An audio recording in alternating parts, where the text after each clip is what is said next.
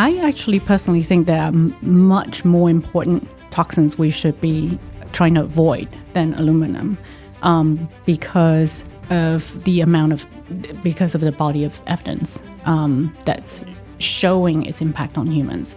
And the most important group is endocrine disruptors. There's a crossover between that and obesogens. Both of these endocrine disruptors and obesogens, they are chemicals that have been recognized by NIH as chemicals that can affect our metabolic health. Welcome. How are you? Doing really well. Such a pleasure to be here. Vivian, I'm so excited to interview you for so many reasons.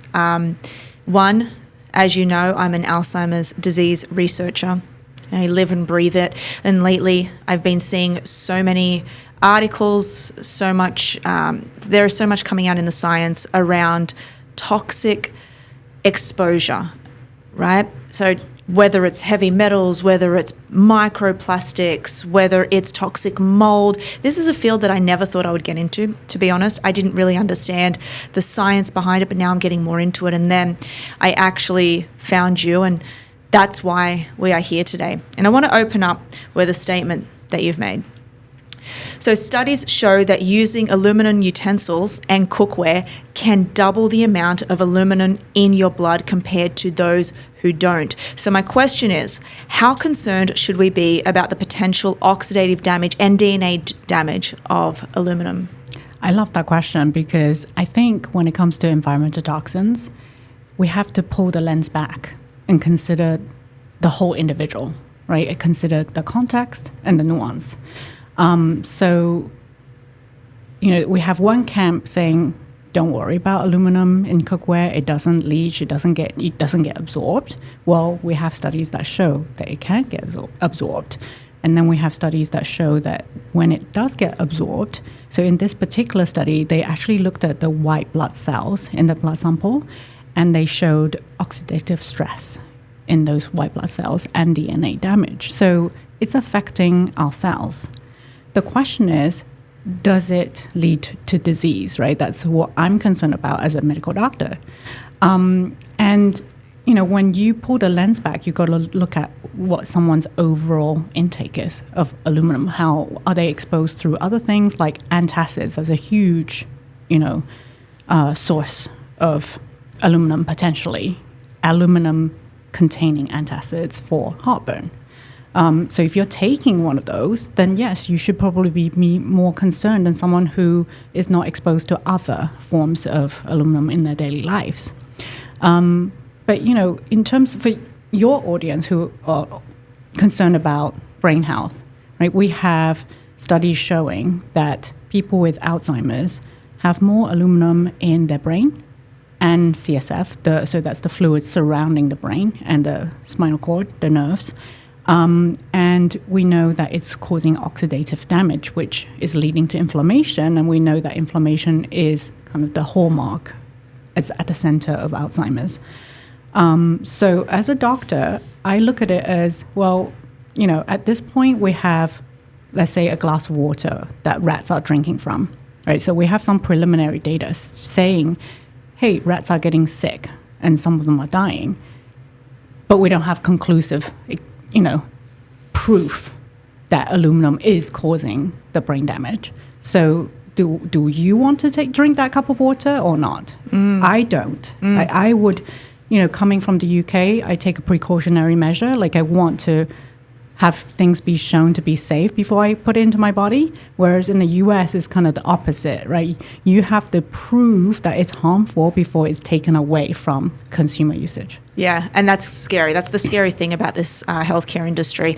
But I want to strip it back and understand what you're talking about when you say aluminum. Are we talking about aluminum foil? Are we talking about aluminum utensils? What about the aluminum that we eat, like our knives and forks? Like, how are we consuming it?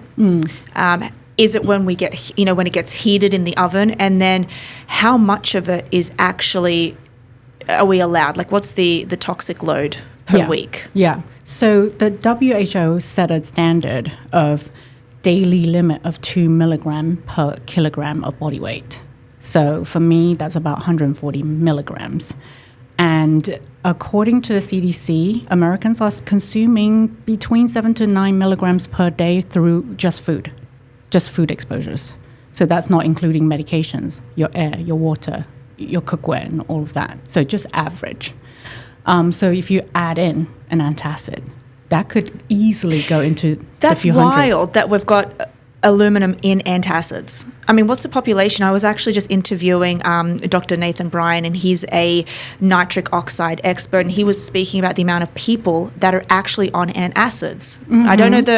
I don't know, per capita or population size what it is, but it's a very high amount of people consuming it. Now you're telling me that these antacids have aluminum in them. Some of them, yeah, like Mylanta, some of them.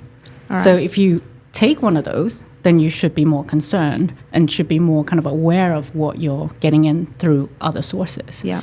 But one of the main ways is through cookware and, in your kitchen, basically, your drinkware. So, for example, if you put acidic food into aluminum foil, studies have shown that if you I'm just going to say that again. Studies have shown that if you marinate acidic food in aluminum foil, you can increase the amount of aluminum in that food by up to 40 times. Give me an example, because that is wild to me. I'm Greek. We use a lot of aluminum, right? So this is scary to me. So, for example, you want to marinate chicken. Yep. You add some lemon juice. There's your acidity. Okay. Tomatoes, also acidic. Mm-hmm. If you're roasting tomatoes in aluminum foil, that can increase. And if you're adding fruit like rhubarb, for example, very acidic. I don't know if you eat rhubarb. So those are the kind of situation. Vinegar, another example. So what you want to do if you want to use aluminum is you want to marinate your food in a glass or some kind of an inert container first. And then when you're ready to cook it, then you wrap it in the aluminum. So you're then reducing your exposure. Okay. So it's all about reducing the exposure to these toxic or toxins, if you will. What are we actually talking about when you say utensils? Because when I think about it, I've got a spatula at home that I use for my eggs. I flip the eggs. It is aluminum, right? So what do I need to be cooking in to have the best case scenario? I prefer stainless steel, but I know some pans with a coating, you can't use metal on it, right? So then you probably want to use something like wood instead. But I think it's also important to consider contact time, right? Because the longer the food is in contact with aluminum, the more aluminum leaches. So if you're only touching the food a few seconds, I really don't think it's going to be that, that big of a deal. But if you are heating food up and you're stirring constantly and that spatula is sitting in the pot, in the food, I think that's more a case for, change. It's fascinating to me because I don't think even, for me, I see the detrimental effects of it, but I want to know what are the other effects other than raising our inflammatory biomarkers and inflammation in the blood. What are some other effects of aluminum in our blood? I think if we're talking about studies, so far it's mainly DNA damage and oxidative stress. There's not been a lot of association with other things. I mean, there's a lot of conflicting information or conflicting conclusions from studies, whether it's linked to Alzheimer's or not. Or sure cancer. Right, I'm sure you've read that. Yeah. But, I mean, oxidative stress and DNA damage means it's chronic disease. Yeah, it's in my definitely eyes. At the forefront of these So it's just diseases. a matter of how, when, in my opinion, right? And we know you're not going to get sick from aluminum overnight. Yeah. It's going to take years and years. And, once you've lost sight of that initial trigger, how do you attribute to it in a study? It's very, very hard. And I think that's the problem with the study of most of these environmental toxins is that the time lapse between trigger and disease formation, there's like years and maybe 10s or 20 years. Yeah. And it's really difficult then to link that association. So in terms of other environmental toxins, without talking about plastics right now, because we're going to get into that, that's a whole spiel, what are some other environmental toxins that you think are on par with the aluminum? I actually personally think there are much more important toxins we should be trying to avoid than aluminum, because of the body of evidence Let's get into them. showing its impact on humans. And the most important group is endocrine disruptors.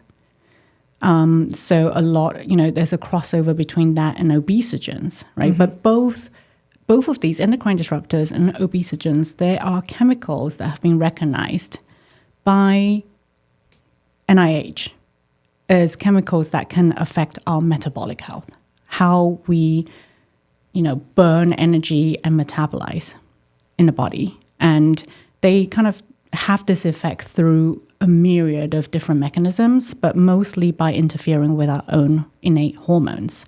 And hormones are these chemical messengers that kind of tell our cells what to do, right? So blood sugar regulation, for example, that's down to hormones, hormone insulin. Your weight, metabolism, thyroid hormone. Fertility, your sex hormones, your testosterone, your estrogen. So hormones are really, really important, kind of the centerpiece of our health, but they're being eroded by environmental toxins. I really think that environmental toxins are a silent killer that we are basically ignoring right now in conventional medicine. Yeah, I 100% agree with you because, like I said to you, I'm seeing the studies, and what we're seeing is we now know when it comes to Alzheimer's disease that amyloid beta, which is the hallmark of Alzheimer's disease, one of them, it's a multi-proteinopathy, but we know that the amyloid itself is an antimicrobial peptide. So in the presence of these microbes, in the presence of inflammation, we get an uptake in order to protect the brain. The brain is basically saying, you know what, Louisa is under attack. Let's raise the amount of amyloid in her brain so we can protect her against this. But what happens when you've got the environmental exposures to toxins from the air that we're breathing, and then the aluminum, and then the plastics, and then the stress that we have, and then the lack of sleep and lack of physical activity, it becomes a heavy load on us. And I guess that's why we incur these disease states. Exactly. Yeah, I liken it to cutting down a tree. I love trees, by the way, so don't come at me, tree lovers. But if, we're trying to cut down a big tree, I, by myself, one hit with an axe, it's not going to do anything. You might see a little dent. The tree's not coming down. But if there's 10 of us, each with our own wax, and we're hacking it several times, that tree will come down, right? And environmental toxins, just like what you said, it's kind of like that. You're hitting at multiple points. Some of these toxins might interact with each other and have, a synergistic effect where 1 + 1 doesn't equal 2, equals 5.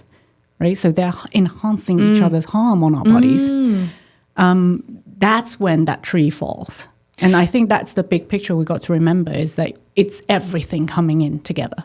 You said something earlier, obesogens. I've never heard that term. So obesogens is a relatively new term. It was coined by a professor at USC called Professor Blumberg. And basically, he identified a group of chemicals that can affect our metabolic health and increase our propensity towards weight gain. And back in the days when he first started talking about it, and when I first started reading research and started talking about it, there was a lot of backlash. People were calling me names and saying, this is quackery, even though there are studies linking things like BPA, phthalates, to weight gain in humans, not just animals. But in more kind of recent times, NIH now has its own PDF on obesogens. You can go to the website and download it. So now, more mainstream doctors are kind of starting to talk about it.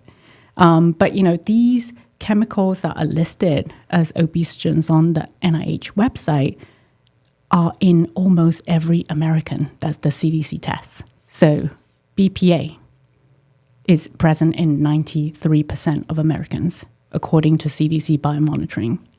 Phthalates, another obesogen, in 90% of Americans.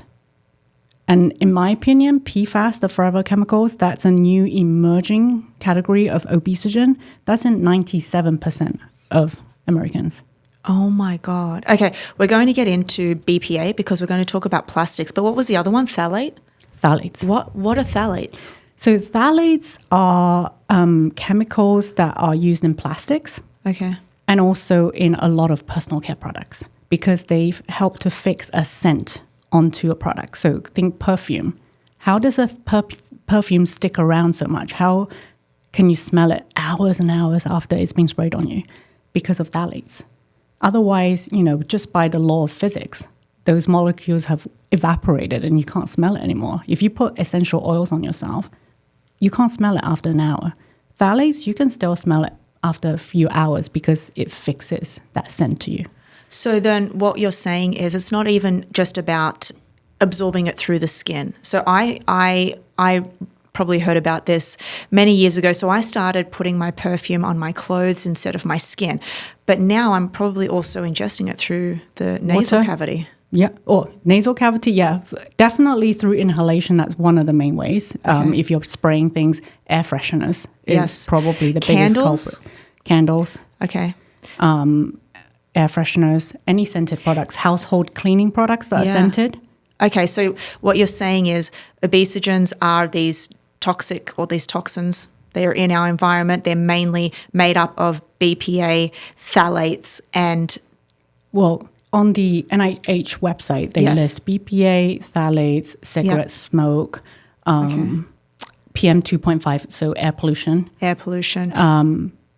I don't think they listed PFAS, but I have, in the last couple of years, seen studies that have come out that show that people with the highest level of PFAS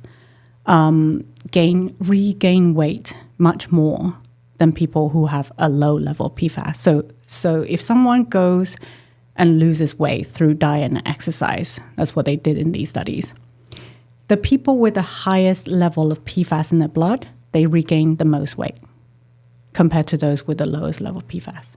Okay. And we all know that it's not the losing weight part that's difficult, right? It's maintaining that weight loss. Wow, so this could actually be the cause, evidently, of obesity. But I there's a lot of women who think they get to a certain age, they're like, you know what, I'm just not losing weight the same in my 40s as what I did in my early 30s. Could this be a reason for that?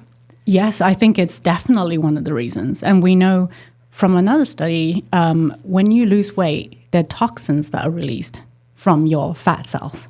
So fat is actually an area where the body uses to store these toxins to kind of hide it from important organs, right? So it's almost a way to protect us.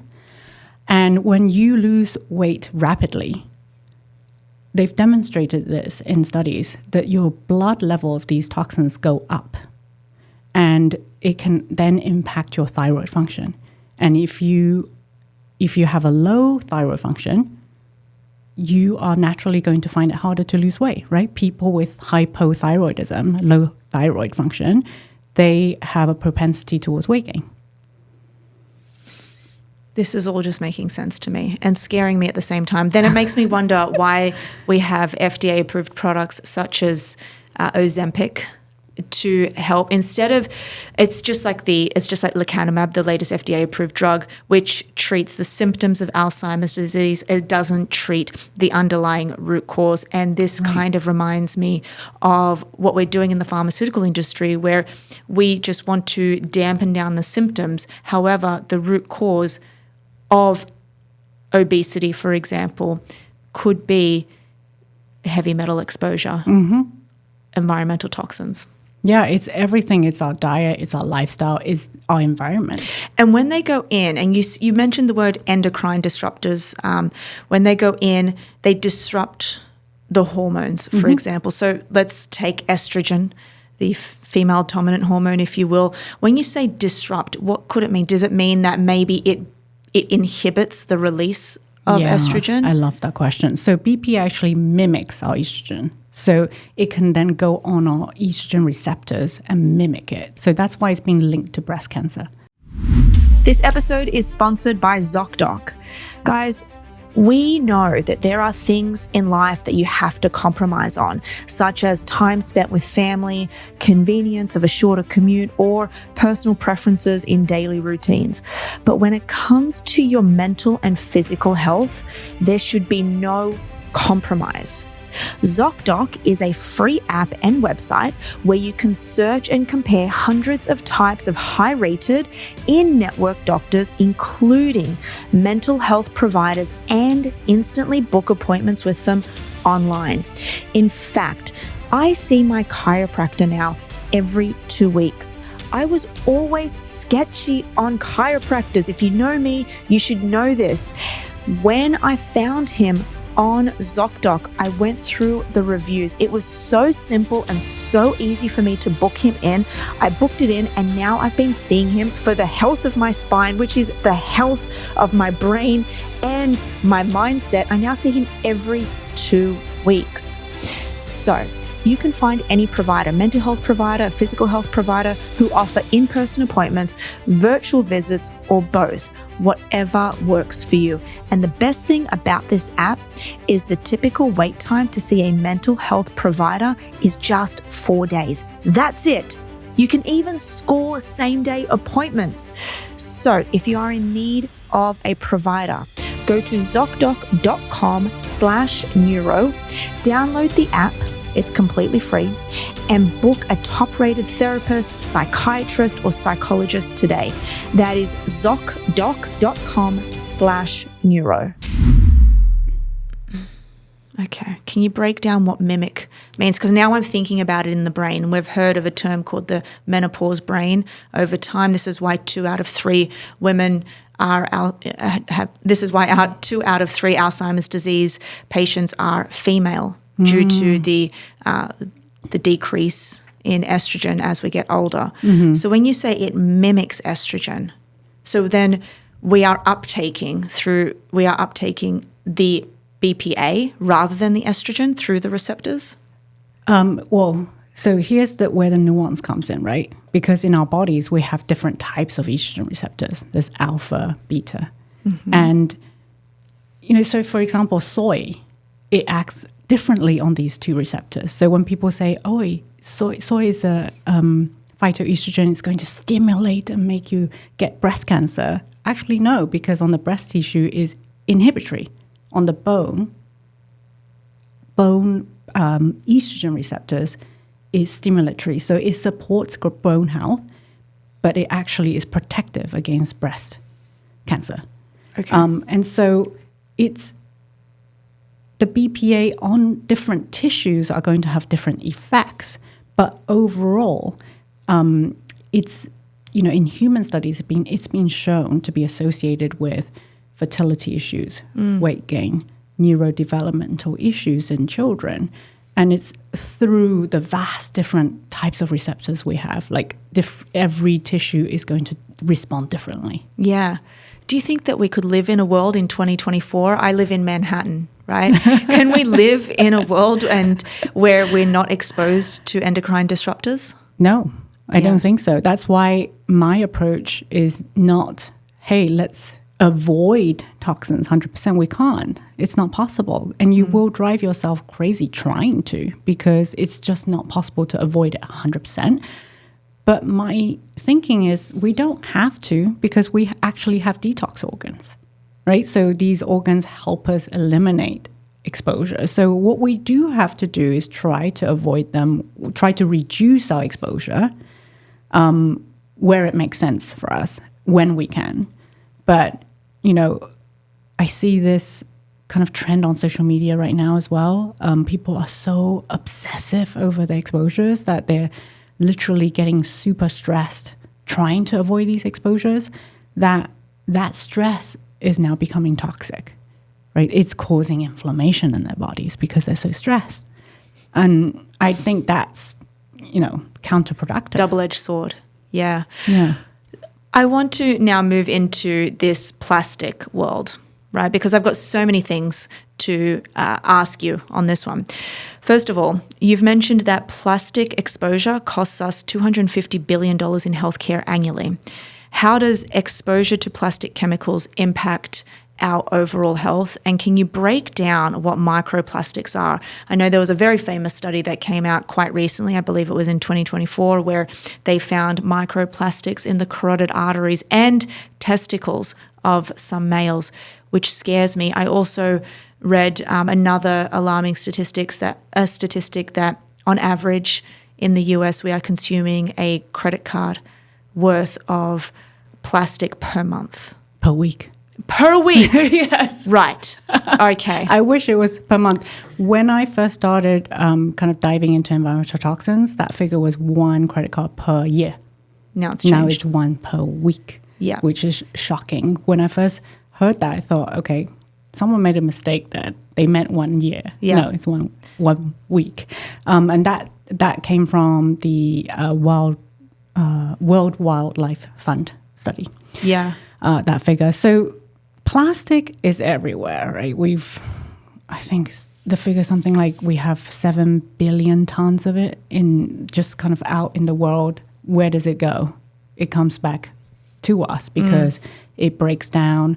So there's 2 concerns really with plastic. Number one is plastic doesn't stay intact. It breaks down into what's known as microplastic, what you were referring to earlier. So they break down into smaller pieces called microplastic. They can break down into even smaller pieces called nanoplastic. And those really are much more concerning for me because in studies, those nanoplastic can travel through our lungs, our bloodstream, and even cross the blood-brain barrier.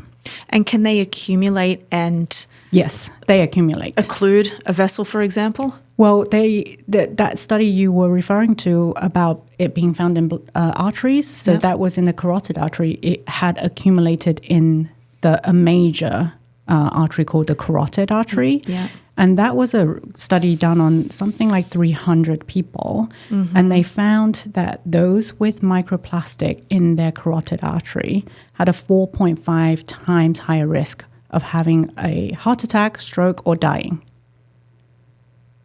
And that's alarming because when you think about it, you're not now just referring to oxidative damage. You're also referring to, well, if anything is in our system and it's blocking the flow of blood, because then you've also got to think about what else, is there plaque built up in there as well? So my question is, with that kind of study showing the 4.5, so that's 450% higher risk of having a heart attack than someone who doesn't have microplastic. But what's the mechanism there? Was the deposition of the microplastic caused by inflammation? Right, so maybe those people had more inflammation in their bodies, and that's why the microplastic deposited, and that's what we're seeing. So we don't know whether it's causative. It's just an observation right now. But we have also observed that those with microplastic also have an increased risk of Crohn's disease now as well. So inflammatory bowel disease they have more microplastic in their poop. So 5 years ago, if you were to ask me this question, I'd say, no, we don't have any human data. But now we do. We have more and more data.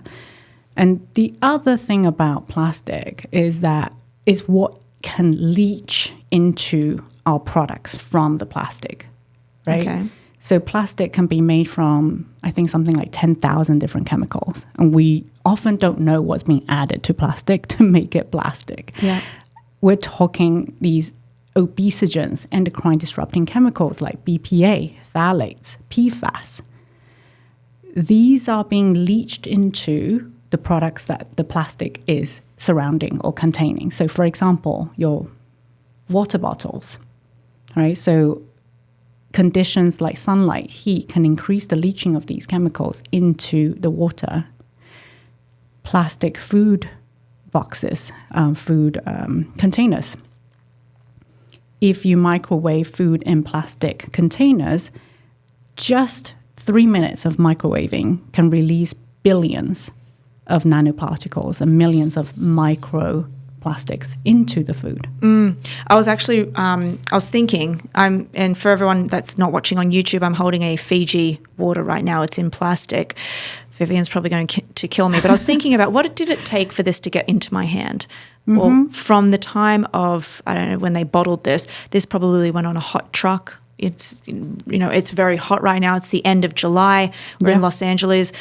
Probably got on a hot truck, then it went somewhere else and it was hot. So you're thinking about the amount of toxins stewing in this bottle of water. Right. And one study, I think earlier this year showed that 1 liter of plastic bottled water contained 250,000 pieces of nanoplastics and microplastics. Oh my gosh, you're scaring me now. So then my question then is, by the way, I think it's quite interesting, the microplastics in the testicles as well. Could that also be problematic for sperm production, I think semen so. quality, infertility? I think so. I mean, we know from mechanistic studies that phthalates reduces testosterone in rat studies. We don't have that data in humans yet. And we know that phthalates can reduce ATP production from mitochondria. So that may be how it's affecting testosterone and fertility, is through impacting the mitochondria in these particular cells. This is wild. All right, so it's really hard to, I guess, and expensive to store your food. Okay, what are your best practices for eliminating BPA and plastics within the household? I think, with the consumers speaking up and voting with their dollar, the cost of less toxic products are actually getting cheaper. So when I go to Costco, I can buy a set of glass food storage boxes for $25. What? That's it. I swear, I think I ordered 12 on Amazon and it was like $90. Oh, you may have got some fancy brand, right? Like designer. But yeah, if you go to Costco, and they're often on sale as well. So from 25 goes down to 20 or maybe 30. Like it's in the 20 to 30 range, almost comparable to your plastic ones. All right. So that shouldn't be too hard of a swap, in my opinion. But if you can't make that, then at least scoop your food onto a ceramic plate to microwave it, right? If you're going to store that food in plastic, heat it in a ceramic plate. Don't heat it in plastic. What about if you were eating off plastic cutlery and it's not exposed to heat? Is that a problem? I think little bits can break through. So we're thinking, micro nanoplastic exposures here. So same as cutting board, right? Plastic cutting boards, they're soft. A knife can generate micro and nanoplastics on that cutting board and get into your food. Oh, wow. Actually, I think you did say at one point that having a plastic cutting board, just putting it into the dishwasher can be detrimental. Yeah, so that can increase the leaching of these chemicals, right? And then the water's kind of circulating. So there was a study that showed that if you put plastic, the reusable plastic water bottles into a dishwasher, it increased the amount of endocrine disruptors in the water after you wash it. So if you washed it and then you filled it with water and then you analyzed the water 24 hours later, it had an increased amount of endocrine disruptors. Now, I don't know what dish soap they use, so maybe it's coming from the dish soap, but the idea or the hypothesis is that heat can increase the amount of a microplastic breakdown. But going back to your point about cutlery, I take the 80-20 rule towards non-toxic living. And, I don't really, like today I'm traveling. So if I was eating on the plane or eating out and I had to use plastic cutlery, like I'm not going to sweat about that because that's one exposure, right? That's not what I do on a day-to-day basis. I focus on what I do on a day-to-day basis as, building that picture of that, what's my overall toxic burden rather than focusing on just one thing. Yeah. And look, I always say that Mother Nature is always there to help us. And is there any way of excreting these plastics through sweat? Oh, so, but the main way of excreting plastic, I think, is through poop. That's what we're seeing. Wow. So you need to increase the fiber intake then. Yeah. 100% increase your fiber intake, increase your intake of phytonutrients and polyphenols from plants because those actually can protect you from the oxidative damage that these chemicals can cause, right? So I love this question so much because it's not all doom and gloom. Yes, it's doom and gloom news, but there's so many things you can do to protect you, right? And override the toxic effects. Yeah. So, for example, if somebody's listening and they're like, well, I want to lessen the burden on my system, maybe I'll go into the sauna every day. Can we see it getting excreted? Even the other chemicals that you mentioned as well, even aluminum, can it be excreted through the sweat? Yeah. Well, studies have shown that sweat can contain heavy metals like aluminum, mercury, and also BPA. So sweat is one of our detox organs. I would say gut is probably our biggest one after the liver. So the liver kind of breaks down the toxins, but the gut actually pushes it out of our bodies. And both are important because if your liver is breaking down the toxins through phase 1 and 2 detoxification, but then your gut is not optimized and the toxins are not coming out, you're not actually eliminating them. And these toxins can be reabsorbed in your gut, back into your bloodstream. And now it goes back to the liver and say, hey, come and detoxify me. This is the same as when people are going and using the sauna. What I always like to say is once you use the sauna, make sure that you are washing yourself with a specific soap that actually gets rid of the chemicals and the toxins off your body so you don't reabsorb it. I use a soap called Castile soap. Which can help just get rid of all the sweat. It's non-toxic, and I do that. I visit the sauna as much as I can. Right now, it's on average twice a week, but I do that as much as I can. Use the Castile soap with an exfoliating brush. Make sure I get all the toxins out. Yep, I love sauna too. Yeah. Are there any other ways that we can eliminate the amount that we have? Like if we do more sauna sessions every single day, can we get rid of them? I would actually say the number one thing is make sure you poop. Yeah. Because how many people are constipated? Yeah, it's a risk factor for cognitive impairment actually. Yeah. Oh, I constipation. didn't know that. Yeah, it's a really wild study that came out last year, and I thought that was quite fascinating too. Wow. Okay. Yeah. So I feel like so many people are constipated and some don't even know it because they think that going to the toilet once a day and, producing rabbit droppings is normal. They don't even know they're constipated, right? Because I'll ask my patients when I was a family physician in the UK, are you constipated? No, I'm not constipated. Okay, so how many times a day do you go to open your bowels? Oh, I don't go every day. Okay, so how often do you go? Oh, like once a week. And then You're just telling me there are people who poop once a week?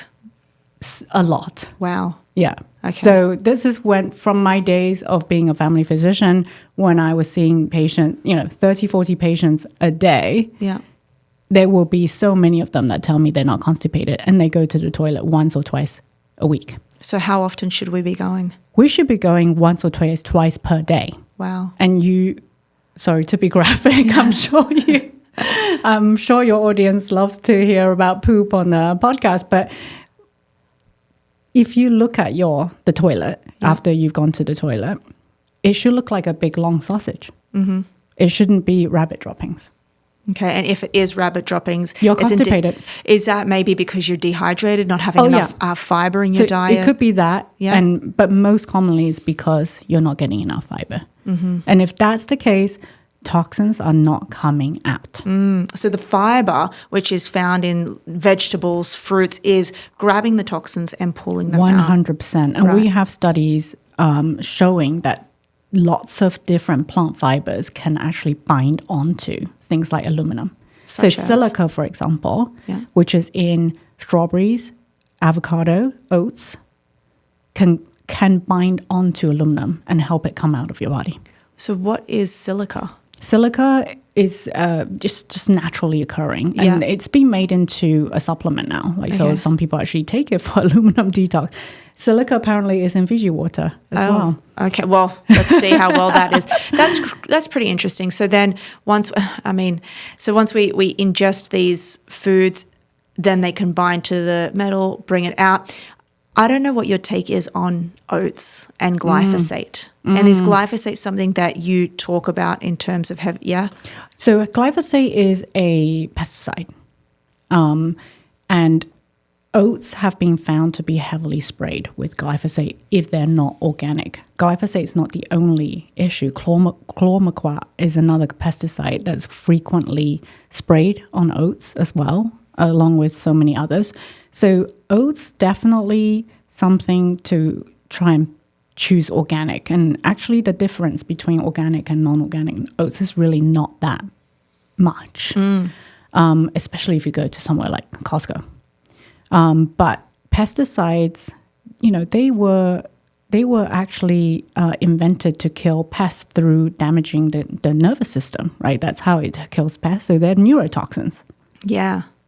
What is that doing in our bodies? Well, we thought that they don't harm us, but they are harming our gut microbiome. So they're killing the friendly bugs in our gut by poisoning their nervous system, and then killing them. Actually, sorry, cut that. Like, I don't know if our microbiome have a nervous system. Wait a second. Yeah, we can cut that. I don't know where you left off, but you can redo that. So these pesticides are damaging our gut microbiome because they're killing off the friendly bacteria that actually help us stay healthy. But have you heard of the saying, the dose makes the poison? Yes. And that's true in acute toxicology, right? So if I was studying toxicology and looking at aluminum, and I'm studying at what dose it actually kills this rat or, makes the rat have neurological symptoms, you're going to see this acute kind of dose effect curve. But if we're talking about daily low dose exposures, I'm not sure that we're seeing that kind of linear curve. And we know, for example, something like BPA, it doesn't follow that linear curve. And we have this term called non-monotonic curve. So this is where 1 + 1 doesn't equal 2 anymore. It's where 1 + 1 may equal 5. So I'll give you an example.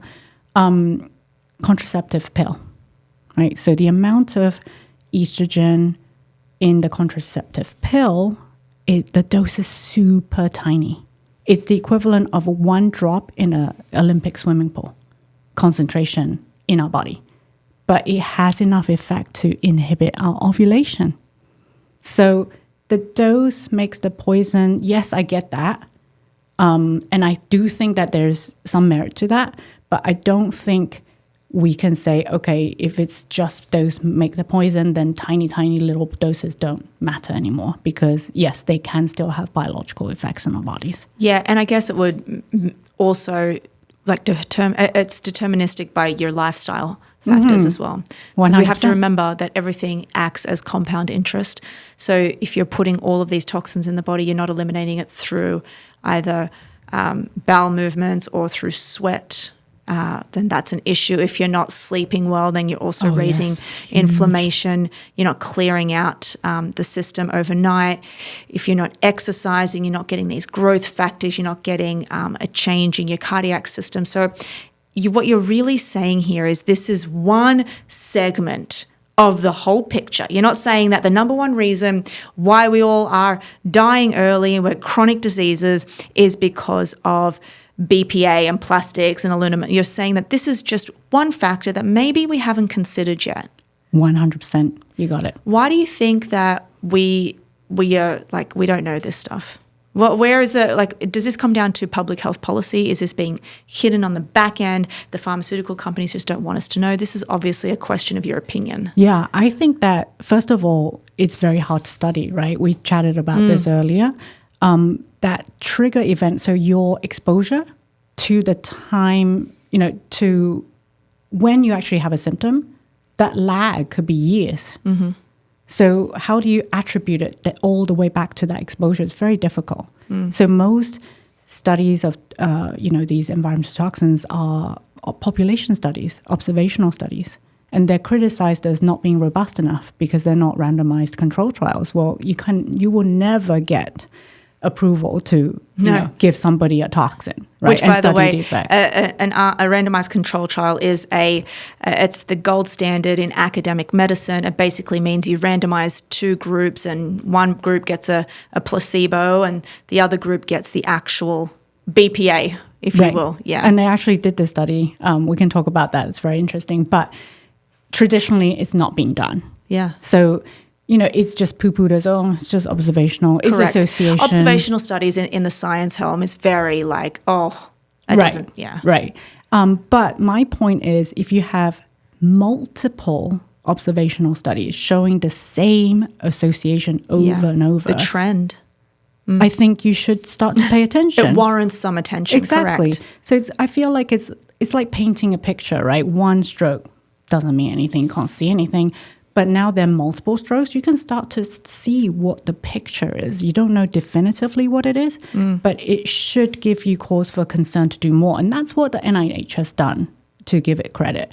I think the other thing is that, there was this paper that said, that showed that it takes 17 years or something like that, 12 or 17 years for what's in research to translate into clinical practice. Mm-hmm. So what's been shown in research and what doctors do, there's a lag of years and years, right? So I think that's what we're seeing, right? So the research is emerging. We've poured more funding into that kind of research. Now there's going to be a lag. I think we've been, 7 years into this, so maybe another 10 years doctors will start talking about it. But I do think that in 10 years, it's going to be part of standard protocol, I hope it's going to be anyway. What, to measure it as a vital sign, for measure example? it, to talk about it, to avoid it, to talk about how we optimize our detox organs to work better. Hey, I'm still waiting for exercise to become a vital sign. So once that gets in, we can make room for this. Yeah. Thank you to Maui Nui Venison for sponsoring today's episode. Have you been stuck in traffic or out for a while, gotten hungry and wished you had a high-protein snack that is nutrient-dense, easy to carry around and preservative-free? Maui Nui is the answer. Team, I have been munching on these Maui Nui venison sticks for around 3 months now, and it's changed my life. Maui Nui is the only stress-free, 100% wild harvested meat on the market. In fact, researchers at Utah State have shown that this meat is the most nutrient-dense red meat available on the market. If you guys follow me on Instagram, you know that I have been taking at least 2 sticks with me every time I leave the house. That is because each jerky stick contains up to 10 grams of protein in only 55 calories.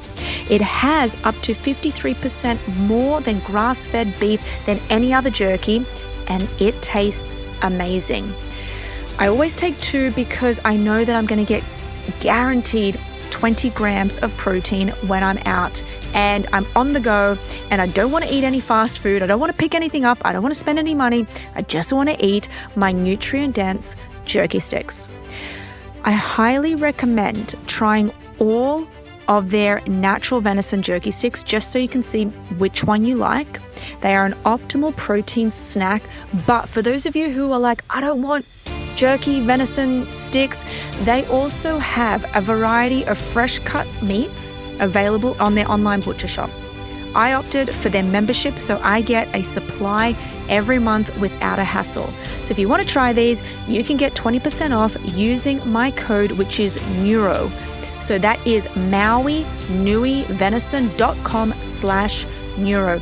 Especially for you guys who live in LA and you're stuck on the road, honestly, when you are stuck on that I-10, these will be your best friend. So once again, that is 20% off your first order at mauinuivenison.com/neuro. Now, Vivian, you've had a personal experience which has led you down this path, and that has to do with your daughter. I'd love for you to share the story on that to help everyone understand why you're so passionate about this. Yeah. So just to give you my background, I trained as an MD at UCL, which is a medical school in London. Mm-hmm. After that, I was board certified in family medicine and then internal medicine. So I practiced medicine for 15 years. During those 15 years, I was starting to feel really fatigued, brain fogged. I had cystic acne requiring Roaccutane. And when I went to my own doctors, they just said, there's nothing wrong with you, because they ran the bloods and then said, they're all fine. There's nothing wrong with you. You're just stressed. That a million times, yeah. I believed them. So, I just continued working, and everything came crashing down because when I had my daughter, she was just 8 weeks, and she completely stopped feeding. She became so dehydrated, she had to be tube fed. So she had to be hospitalized, and they passed this tube through her nose into her stomach to feed her. I didn't know why, and actually none of her doctors knew why. They said it was reflux, but then they did pH studies, and it wasn't reflux. And then they said, oh, it was behavioral. And I said, no, this is the point where I say, I can't go along with this anymore, because I do not believe that babies will have behavioral issues where they refuse to feed. It's kind of like saying a baby is manipulative. So that's when I started to do my own research and reading, and I found this paper from 1983 describing her symptom, which is feed aversion associated with cow's milk protein allergy.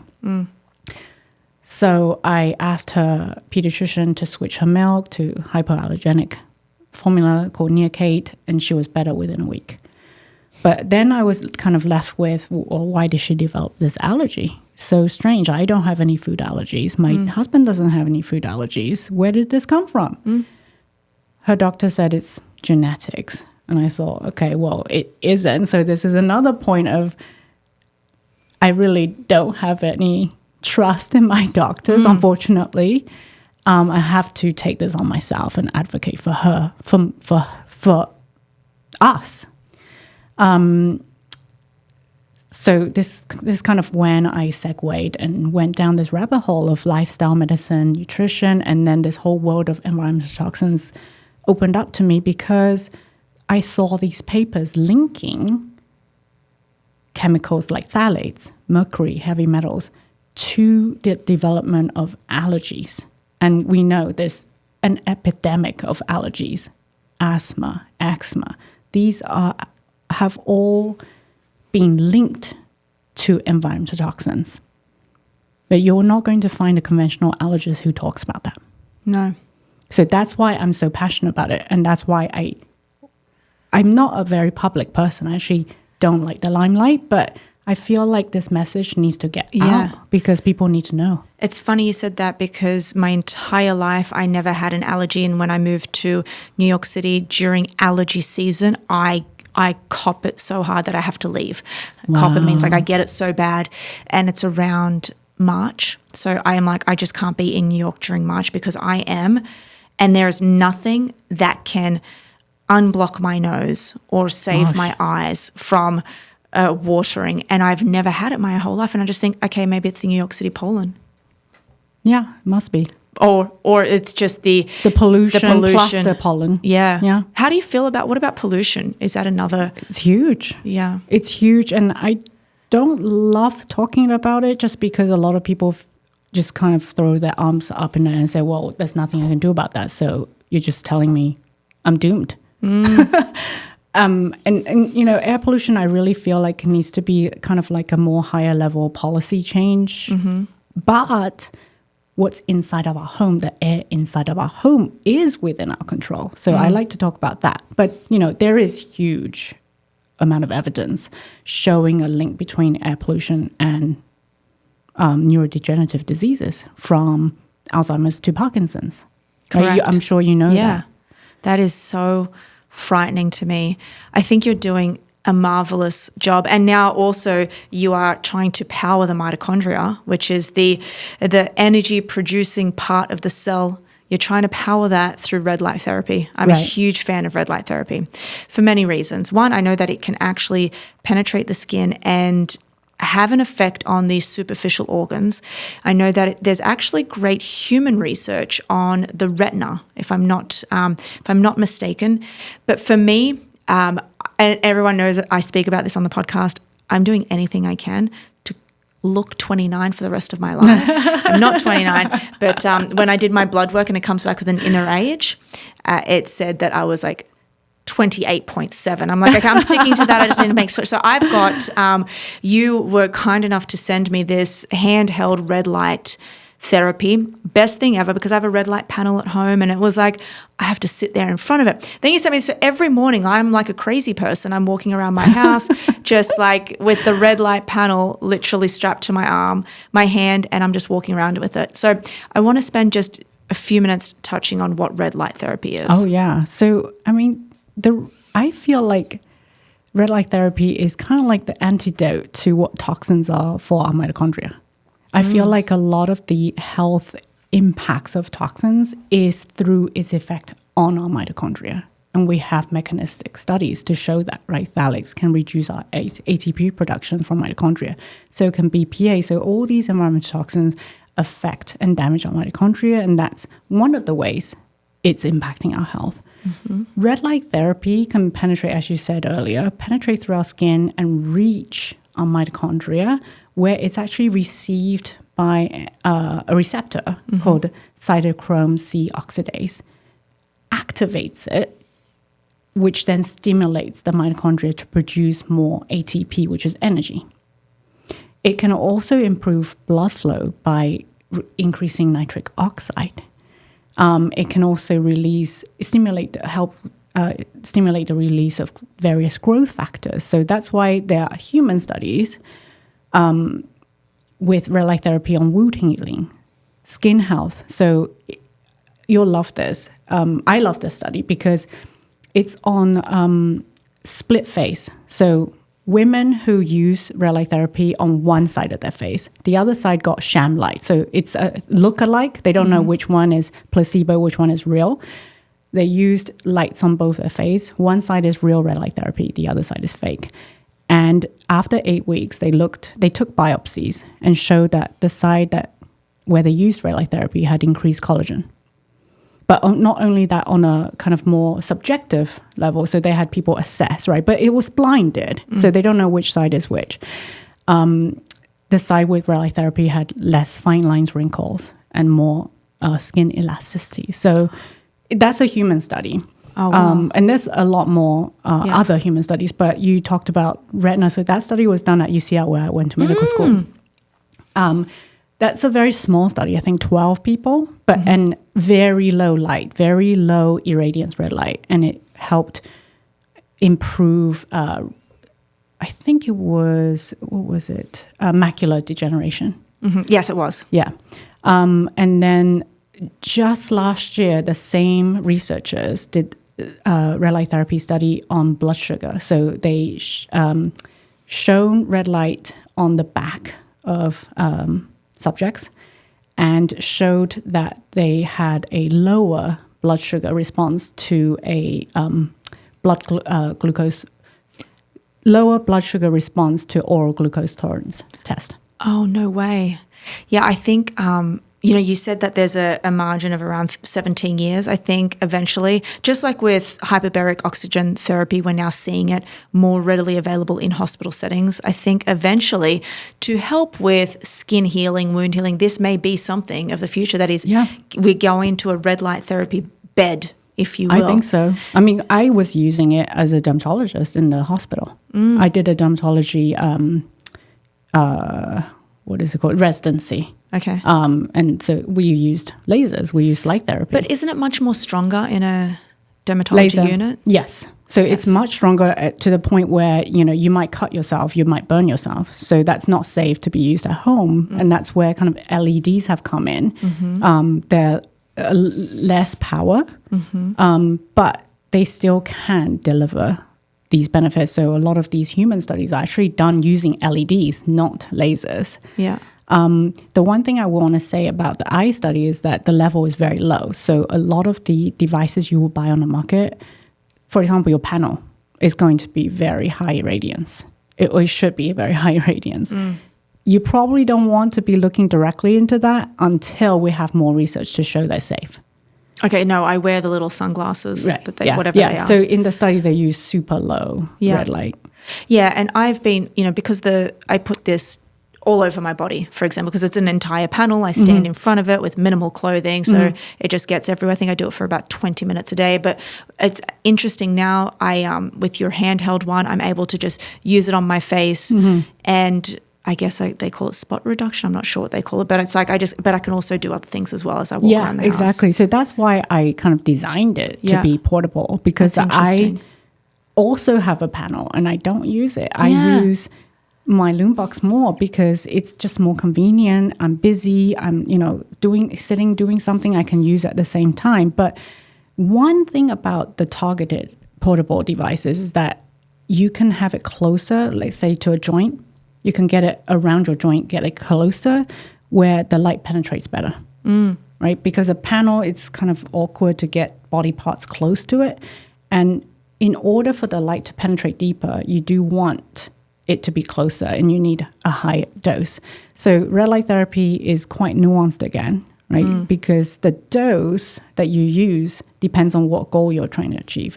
For the skin, it's very low. That's why those masks that you see, they're going to be useless for joints and muscles because the irradiance is 10, 20.